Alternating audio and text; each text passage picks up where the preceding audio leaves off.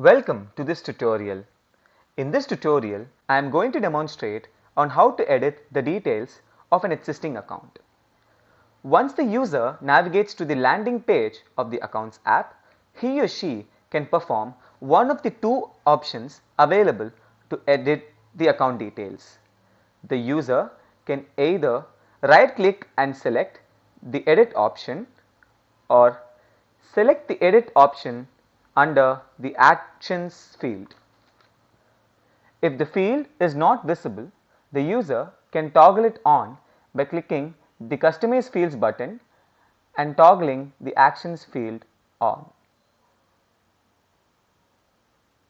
Once the Edit button is clicked, the user can then change the existing details